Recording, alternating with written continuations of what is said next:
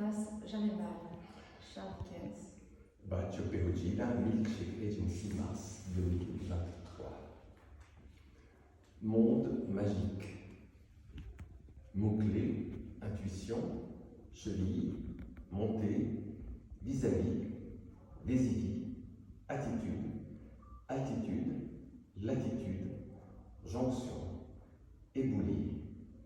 L'art, c'est la vie bordel. Uvre plutôt qu'œuvre, ou bien.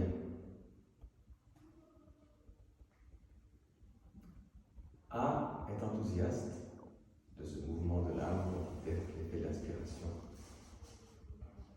Plutôt qu'à une plongée approfondie dans son œuvre, plus précisément dans les interrogations que celle-ci ouvre, donc, ce que je sais aujourd'hui d'A et de son art a tenu à des hasards articulatoires, des croisements, des coïncidences, des jointures communes, discussions entamées lors de rencontres inopinées sur le lit des anciens glaciers ou sur le banc des institutions d'art, compagnonnage lors de montées alpines ou de balades urbaines, conversations impromptues dans le réseau des sociabilités où se mêlaient sans distinction ni hiérarchie artistes, familles, amis, lieux, société civile, occasion de dialogue souvent suscité par A elle-même, idéalement intégrée à une démarche, partage dans l'art et tout autour de l'art.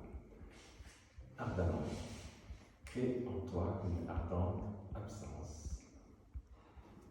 Et pour prendre connaissance des pratiques d'art, comme artiste, il te faudra, à toi, V, si tu veux te poser comme voyant l'art d'art, voyant devant l'art d'art, te reposer sur les prédictions et les prédilections fragiles, la pente raide des intuitions qu'elle t'adresse, la montée sèche, le risque éparpillé de l'éboulement plutôt que le socle stable de l'érudition, le savoir robuste, vaillant plutôt que vaillant. Ce que tu crois voir vraiment dans une image, tu ne le sais pas. On croit qu'il suffit de la montrer, de l'infliger pour la comprendre. C'est faux. Cette chose, l'intuition, qui vous fait sentir, c'est sa magie, qu'elle est intimement reliée à la matérialité de l'espace, la terre, l'air, le rocher et la montagne, au flot du mouvement, l'excursion, la traversée, la randonnée, à la surmorsure des sensations, le goût, le toucher, le crachement de l'orage sur le visage, à la physicalité des corps, la peau encore, la proprioception. Toutes ces choses, marcher, rencontrer, respirer, dessiner, qui irriguent les fins vaisseaux, veines, artères, nerfs, de nos corps, le tresse de leur méridien, là où on arrache la nature, arrache un retard, attache les regards. On aurait dit que quelque chose était caché derrière ces regards, que les yeux d'un autre utilisaient les orbites. Tiens-tu à la virgule après? De l'infliger? Oui, question de rythme et de sens aussi. Tiens-tu également au minuscule après le point? Oui, comme une tentative d'abolition des hiérarchies, on verra si ça tient la route. Qui parle à la fin? Alexia? Non, ni A ni B, mais des sortes d'esprits saints, des sur-moi, sur-nous, gang, pur-nous, qui nous regarde, nous, celui qui fait le portrait de celle qui est le sujet du portrait, A et V. Quel crayon pour un portrait? Tenter l'expérience d'une création de langage, une explosion qui mettrait le langage en dehors de lui-même. Les objets deviendraient centres de poèmes, les bouts de poèmes se dresseraient comme des images devenues objets littéraires, fragments de paroles, bouts de texte pour dire celle dont une langue à elle extérieure est chargée de dresser le portrait. Pourquoi un portrait devrait-il être ressemblant? Résister à la massive corruption du langage, ne pas chercher à dire à travers les choses ce que l'on pense du monde, chercher, à l'aide des esprits, vers les contraires, à travers le monde, à dire les choses, c'est-à-dire les images, les corps, les marches.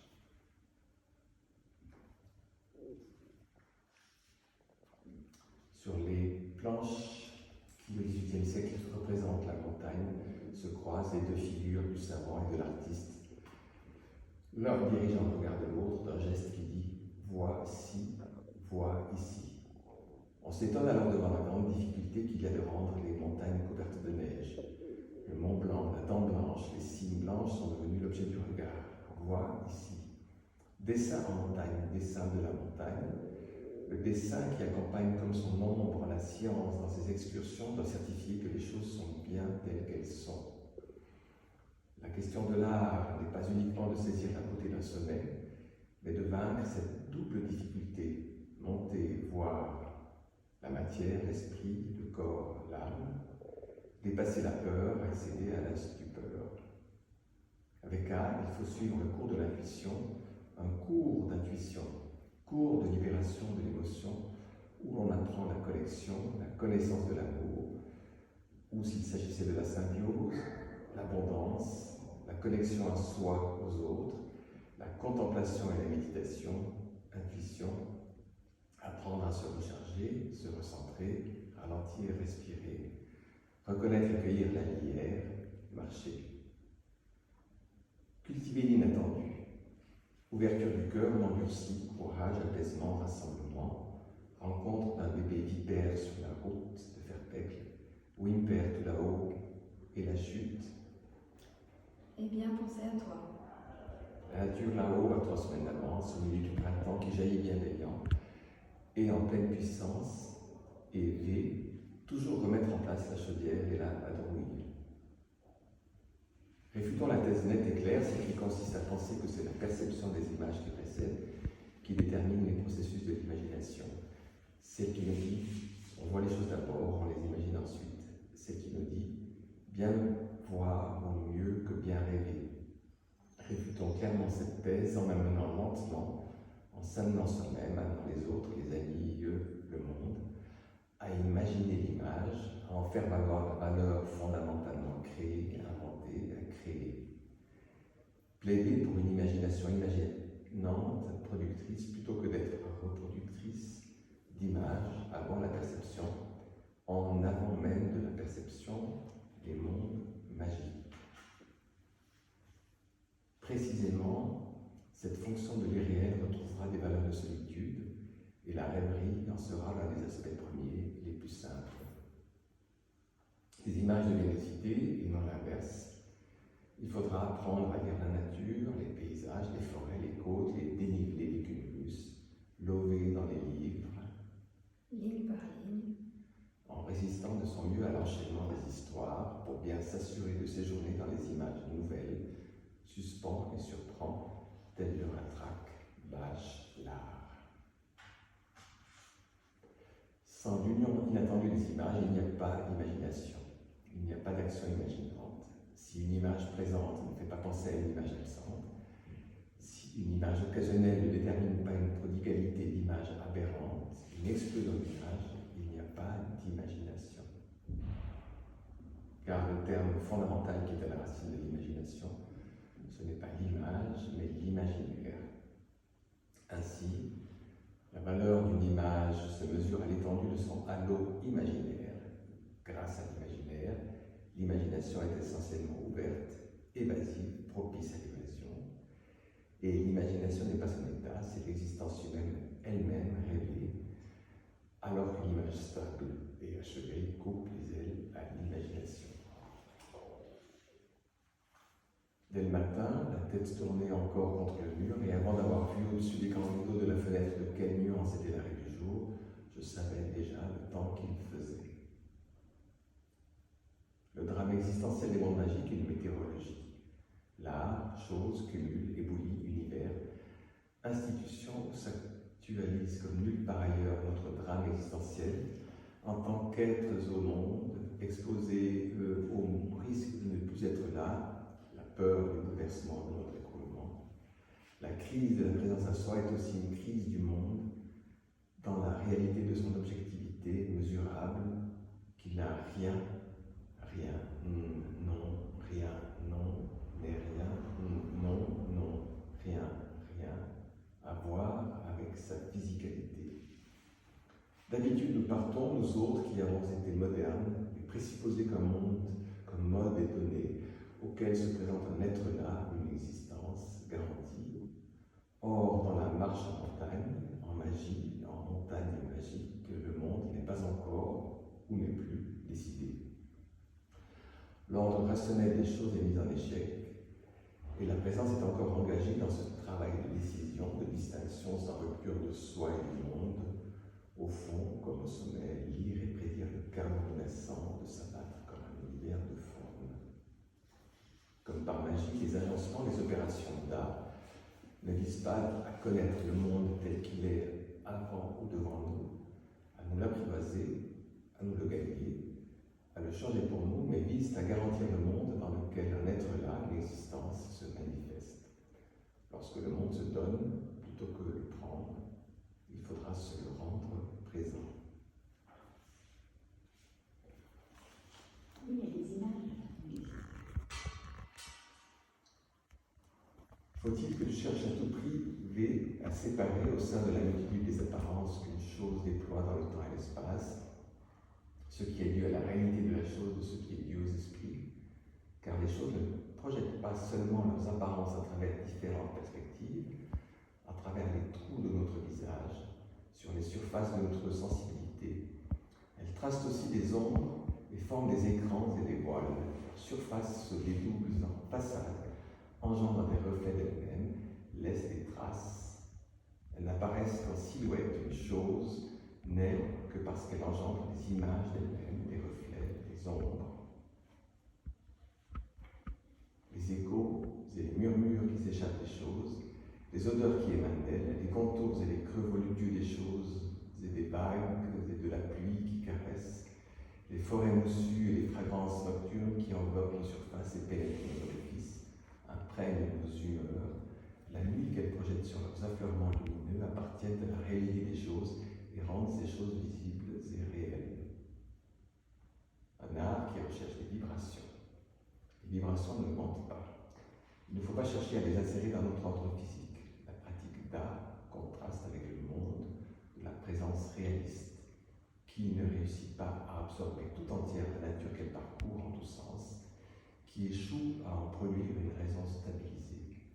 L'art d'art ne cherche pas à s'y conformer, mais cherche au contraire à se donner sous l'effet d'une présence incertaine, vibrante, magique, ce qui, justement, l'art de l'esprit constitue l'art d'art.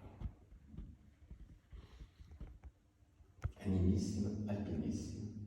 Les vallées et les montagnes, ne croirait-on pas qu'elles sont le royaume des ombres, le refuge des mentalités primitives, propres à dissoudre la frontière entre le sujet et l'objet, entre les rochers et celle qui les gravit, à exercer les chevilles de quiconque marche dans les éboulis, à exacerber ardemment les expériences de l'invisible.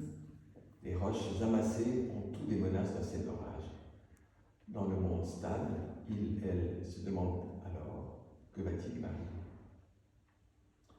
De même que la foi n'est pas un acquis figé précédant la pratique religieuse, mais l'invisible résulte non pas d'une croyance figée, mais d'un avisement constant, une pratique de présentification. Le dessin n'est pas un produit fini, mais un processus toujours en cours de production, une image en cours de l'image. Il ne s'agit donc pas d'une croyance statique posée a priori, comme lorsqu'on vous pose la question « croyante », mais d'une recherche d'accès à une réalité invisible, une surréalité, une expérience que vous recherchez parce que vous croyez qu'elle peut vous transformer. Les esprits sont invisibles la plupart du temps. Garder la croyance est difficile. On dépense beaucoup d'énergie à entretenir, à cultiver cette idée elle-même invisible comme un esprit, à tenter d'en récolter les fruits.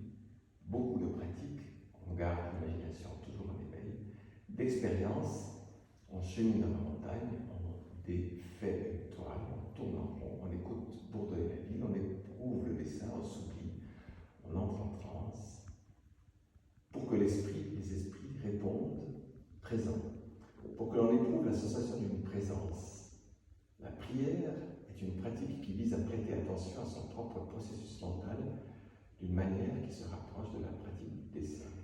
De la sorte, prier ou dessiner réclame de prêter attention aux images et aux mots qui surgissent dans son propre esprit. À un exercice d'esprit, d'une pratique spirituelle où l'on met en sourdine le flux de ses propres pensées. Il faut travailler dur jusqu'au fond de son squelette pour entretenir l'idée que les esprits existent. On se transforme au contact de cet autre, invisible, à l'exact opposé de l'idée d'un esprit privé, isolé du monde, où mes propres pensées seraient inaccessibles aux autres. Proprioception et vue de l'esprit. Un soir de l'année 1918, il prit fantaisie à Marcel Proust de se faire dire la bonne aventure, et un ami qui se trouvait auprès de lui fut chargé de le mener chez une chiromancienne, ou chiromancienne. Celle-ci jeta un coup d'œil sur les mains de l'écrivain, observa un moment son visage et dit simplement « Qu'attendez-vous de moi, monsieur? C'est à vous plutôt de me révéler mon caractère. » Alors, peut-être que les dessins, un peu cabalistiques, et des animaux,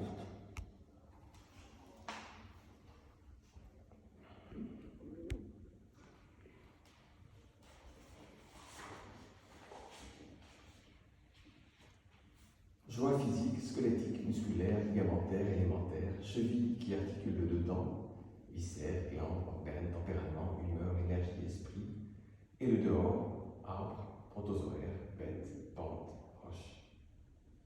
Et par intériorité, entendant la gamme des propriétés ordinairement associées à l'esprit, à l'âme ou à la conscience, attentionnalité, subjectivité, réflexivité, affect, aptitude à signifier ou à rêver, mais aussi des autres principes immatériels, supposés causer l'animation comme l'esprit, le souffle ou l'énergie vitale, en même temps que des notions abstraites comme l'idée que je partage avec autrui une même essence, un même principe d'action, une même origine, en somme une communauté avec celle avec qui je n'ai rien ne peut empêcher que en commun. La physicalité, l'ensemble des expressions visibles et tangibles du corps, concerne la forme extérieure, la substance, les processus physiologiques, perceptifs et sensorimoteurs, voire le tempérament ou la façon d'agir dans le monde, en tant que ces derniers manifestent l'influence exercée sur mes conduites et mes pratiques par mes humeurs ou fluides propres, mon tempérament, mon contour anatomique, quelques autres traits ou saillances de la substance corporelle. Les images de la matière terrestre s'offrent à nous en abondance dans un monde de métal et de pierre, de bois et de gomme. Elles sont stables et tranquilles. Nous les avons sous les yeux. Nous les sentons dans notre main. Elles éveillent en nous des joies musculaires dès que nous prenons le goût de les travailler. Elles exposent le flux et l'étendue de notre existence charnelle. Or, plus la matière semble positive, solide, plus le travail de l'imagination est laborieux et subtil. Le travail d'un corps solitaire. Il nous faut pour cela de l'action imaginante. Or, la marche est action imaginante, ou bien, pour bien les voir vis-à-vis, les bésilies, comme baignés dans un arc sec en ciel, art séquentiel. Oui, il faut les avoir beaucoup rêvés, vus pour bien les voir. Revoir la neige, repérer le ratraque et autres curiosités locales. Laisser agir les images d'une imagination en action quand on se trouve dans le réel, dans toute sa force et sa matière. La montagne est dynamique. Se soustraire à la plaine tout en douceur. Un espace absolument pas statique, un qui ouvre des fêlures, des jointures entre les humains et la nature, comme un mur, une intransigeance, quelque chose de séduisant, une dureté, dans son instantanéité, un mur est soudain, à chaque fois, effrayante et sa raideur. Méfions-nous des discours tout faits. Mon travail, ma croix, ma voix, ma vie et via, ces infinitifs définitifs. Le rêve des matières ne se contente pas d'une contemplation à distance, il cherche des forces et des prises dans le corps. Il se rapproche, s'élargit, grossit la focale jusqu'à se plier à la tyrannie de la roche impassible comme un visage, jusqu'à s'accroupir pour toucher l'intimité de la terre. Rien, mais non, non, rien ne change de forme comme les nuages, si ce n'est les rochers. Force engagée dans la substance des choses, s'avançant, proposant une ouverture vers le désordre des personnes du monde, l'art, c'est la vie, bordel, elle débouche non pas sur des formes acquises, momifiées, mais sur des mouvances géologiques, organiques, dans le flux sans commencement ni fin des événements empiriques. La vie qui évalue la véracité de l'âme ouvre chacune de ses convictions gagnées à toute contestation à venir. Dans l'exultation de la consommation solaire qui s'embrase au sein des immensités des vides cosmiques. Dans l'art, la taille des forces non pas de progrès, ce mot n'a pas de sens dans l'art, mais de mouvement. Quelque chose n'est jamais que quelque chose qui fait quelque chose. Ce sont uniquement les signifiants dont on s'occupe, comme eux, malheureusement par chance, s'occupent de nous. Les signifiés, laissons-les aux signifiés. Nous sommes dans le langage, et le langage crée des dégâts, voire il n'est constitué que de fuites, de trous noirs, de ratages. C'est aujourd'hui seulement que nous pouvons le dire, ce que nous ne sommes pas, ce que nous ne voulons pas, et cela on peut le dire.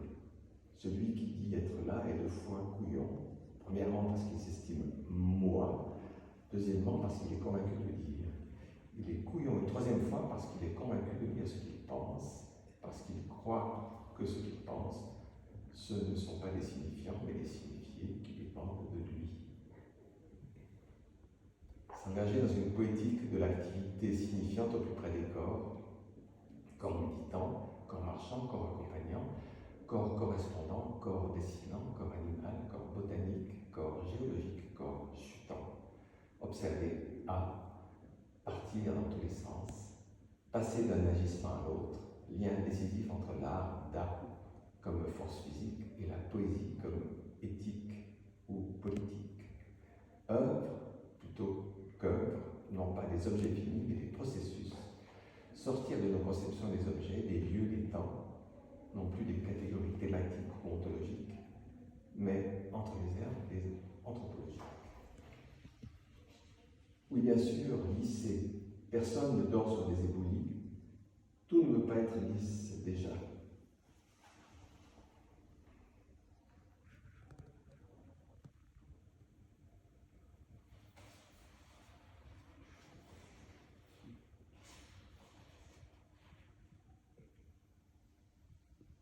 Mouvement, communauté. 2e jour de navigation sans terre à l'horizon. L'eau est à 7 degrés, le bateau a été stoppé par un reste de filet flottant cette nuit pendant mon quart. La galère pour détacher ce truc sans qu'il ait cassé les vis. Il y en a tellement qu'hier dans les mers, on a frôlé la catastrophe. Éprouver est le mot qui me vient ces jours pour traduire la vie en mer. Profiter de chaque instant si intensément sans savoir si on y arrive vraiment. Cultiver l'inattendu est le titre de ce voyage hors norme qui me rapproche un peu plus de moi-même et du monde. Une randonnée sur l'art et la vie. Tu nous rapporterais le nord ici, entre Genève et la Forclaz. Alors suis arrivée à midi, à la Forclaz. Dès que je pose le pied à la gare de Sion, quelque chose se déploie même avant que j'y prenne garde. Et c'est parti pour 1 heure de voyage à se soustraire à la plaine, tout en douceur. Le paysage est toujours dingue. À chaque fois, ça me fait le coup. J'enregistre mentalement le profil des montagnes qui émergent, un émerveillement sans fin, inusable. Au contraire, il ne cesse d'éclore. Bilan en passage sur l'enneigement actuel, de plus en plus glorieux. Coup d'œil d'évaluation au chantier du nouveau tunnel de Pyramide de Zeng. Regarder à droite du bus en montant. Se laisser porter par le paysage qui défile. La borne dessous qui apparaît et disparaît de chaque côté du quart. Elle sculpte le paysage, inlassablement depuis le début de la fin de la dernière glaciation. Fraye des passages, dépose des sédiments, transforme le paysage irrémédiablement. Départ pour revoir ses mers, ses déserts, pour rencontrer son oasis intérieure. Existe-t-elle cette oasis où plus rien ne trouble? Et puis, vis-à-vis, face à face blanc, gris noir, il y a le Qui es-tu? Intérieur. Tu ne veux pas être le dehors, tu ne veux pas être la force des autres. Alors honnêtement, le dedans, qu'est-ce? Restait-il quelqu'un? Tu es obligé de te répondre. Peut-être rien. Rien, car c'est le silence, la crevasse, le puits, tes relations. Tu connais un fragment de nuit. Le rien est là. Rien, rien n'est beau. Rien, rien que le vrai. Tu as la vie en toi cependant. C'est là. Ce silence peut être manifesté. Il faut savoir t'oublier. Alors tu prends une feuille de papier, tu la plaques contre ton visage et tu te portraitures aveugle par-dessus. Alors tu développes l'intuition. La dent blanche, l'entrelac de ses racines, coulure entre terre et ciel, rocher, chute, écho, poussière, riche art long, écho de la chute du rocher, d'une profondeur qui fait désirer la vie plus vive que l'art, plus vif que la vie. Les gens, dehors comme dedans, révélation, l'art, squelette mou, friction, tout l'univers à présent dans cette suspension à la pointe de l'attention. Une trace de fumée, d'insectes dans la lumière, le feuillage profond, frottement des couches de branches, tu regardes autour de toi. Nul lac recouvert de végétation, brièvement ombragé par le mouvement d'un nuage. Tu écartes les branches, de l'ombre au doigt, comme si l'absence de fleurs sur les temps était alors la couche d'air d'une bonne idée. Tu ne changes pas ta façon de regarder quand tu scrutes à travers les feuilles, quand tu marches. Les temps. Le langage des humains doit être vu comme émergeant du murmure de la nature, des animaux et finalement de toutes les choses qui sont et qui résonnent. Plaques de neige, poudre, tapis d'aiguille, ruisseaux noirs, gui, essence, clairières entre les aroles. Il neige, il pleut, il souffle, il transpire. Les esprits font tout voler en éclats, ils t'invitent à leur leçon d'ascension et de sublimation. Les artistes sont sans doute ceux qui empruntent le plus facilement cette passerelle vers un monde plus intime. À vrai dire, quiconque s'est livré à la méditation ou à la prière, quiconque a observé les étoiles, préparé un repas important pour ses proches, balancé son poing à la figure pour quelqu'un, vu 36 chandelles, fabriqué un objet de ses propres mains, développé une compétence parce qu'il n'avait pas d'autre solution, rendu un service, fait don de son temps, vacillé au bord de la folie du précipice, digérer une vérité douloureuse, fait passer les autres avant soi. Bref, quiconque s'est véritablement mis au cadre de son prochain a emprunté cette passerelle. La connexion n'est pas l'apanage exclusif des artistes, mais l'art est moyen de comprendre ce qui jaillit de cet ailleurs, là où commence le collectif. Relier l'art de la chenille. Être attentif à l'attention tentaculaire qu'apporte à la vie sociale, au lien que son travail tisse entre l'art et la vie, entre les œuvres et le public, d'où l'art d'art, recueil de l'échange et de la rencontre.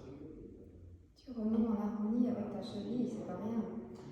On était certain maintenant que quelque chose était caché derrière les regards, que les yeux d'une autre utilisaient les orbites, et cependant rien d'anormal dans le lit de la rivière. Les yeux étaient fulgurants de sérénité, ils donnaient l'illumination, et notre marche reprit libre.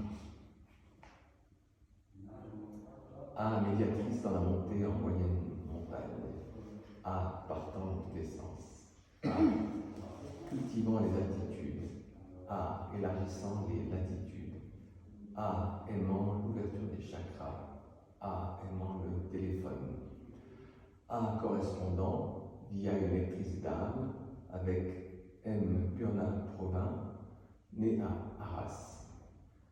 Va au-delà de toi-même, le ciel est immense.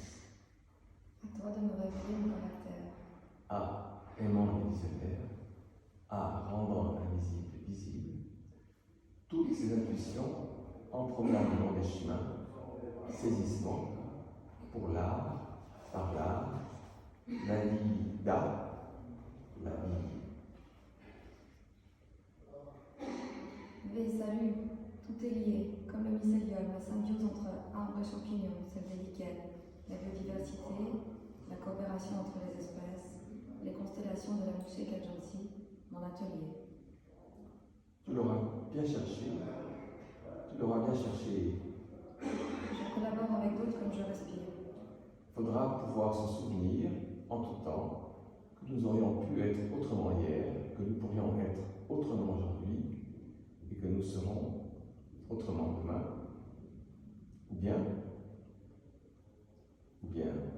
À demain. Grand bise. A.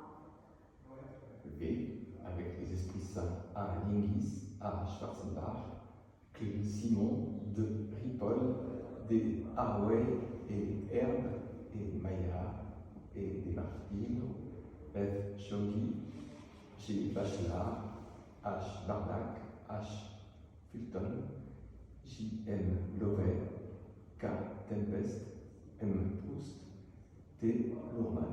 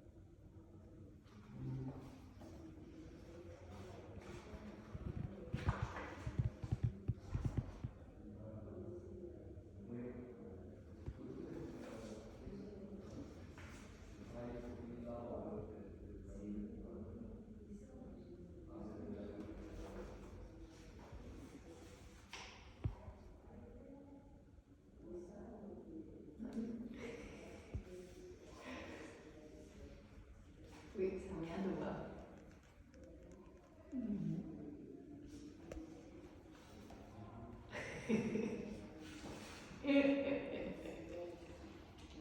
Merci.